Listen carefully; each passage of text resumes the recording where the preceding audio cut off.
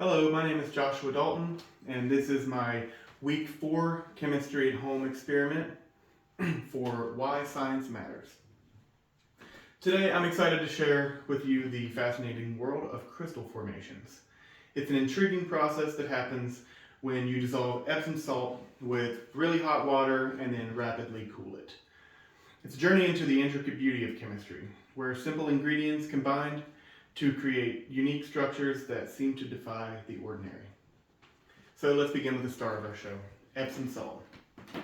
Epsom salt, scientifically known as magnesium sulfate, is a household compound that's been used for centuries, and not just for soothing baths, but also holds hidden magic within its crystalline structures. A naturally occurring mineral and a versatile chemical compound has remarkable properties that find application in various aspects of our lives, from food preservation to enhancing flavors. Salt is most commonly associated with culinary purposes, but Epsom salt takes on an entirely different role centered around mainly health benefits. Individuals often turn to Epsom salt in creating soft water to induce relaxation, alleviate constipation, and soothe sore muscles. Beyond these applications, you can use it to create a fascinating journey of crafting Epsom salt crystals with a simple and expedited method. So the first thing we're going to do is get our steaming hot cup of water and a generous amount of Epsom salt stirred in. Mainly you want to use ratio. I'm using a quarter cup today, it's 1:1. It's very simple. So we'll take our cup and get it, it is about level. Mix that in the hot water, and then we stir. So what's happening here, as we stir the water, the salt is dissolving and it's breaking down into its constituent ions, magnesium, and sulfate. Now the hot water plays a very crucial role here, acting as a heater that allows more salt to be dissolved than would be possible in colder temperatures. The temperature of the water influences its ability to hold magnesium sulfate, which hotter water allowing for more dissolution. This supersaturation, this excess of dissolved water or dissolved salt in hot water, is the key ingredient for our crystalline spectacle. By cooling, what we're going to do after we get done here is put it in the refrigerator. So that's been close to a minute and it's about dissolved. So we take this, we're going to pop it in the fridge. And we wait about 3 to 4 hours. You might even take it a step further and just let it sit overnight. By cooling the solution rapidly in the refrigerator, you're going to create an environment conducive to fast crystal growth. As the solution cools, the solubility of the Epsom salt decreases. In other words, the water can no longer hold as much salt as it did when it was hot. This excess magnesium sulfate begins to come together, forming solid particles.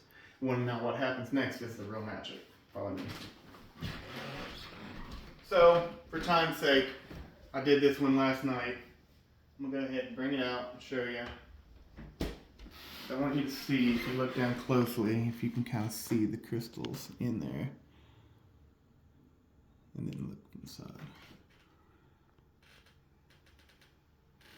And then I'm going to pour the solution out.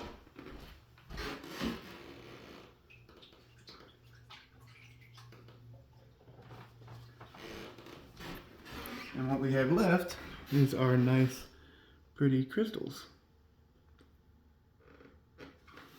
Oh, these here.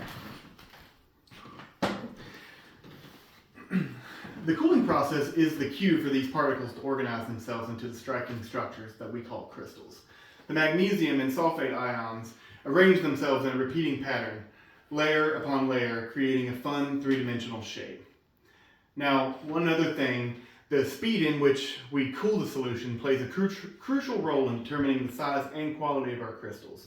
These have been sitting for approximately 15 hours or so in the refrigerator.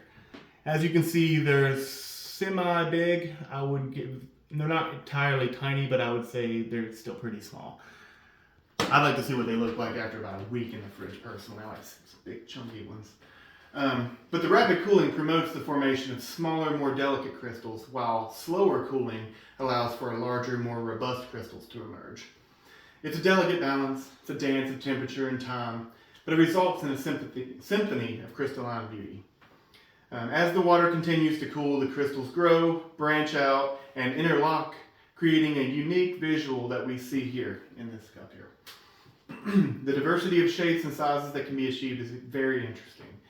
From delicate snowflake-like formations to more substantial geometric shapes that kind of remind you of icebergs a little bit. It is pretty unique that it almost has its own mind in the sense that it creates unique crystals each time. That's what I find most fascinating. But in conclusion, the process of forming crystals from Epsom salt in hot water cooled rapidly is a fun way to show the marvels of chemistry and the beauty that can emerge from seemingly simple ingredients. Next time you find yourself in need of a fun moment, especially if you got kids because it's really cool, consider your crystal growing adventure. Thank you for joining me today in this experiment into the world of crystal formation.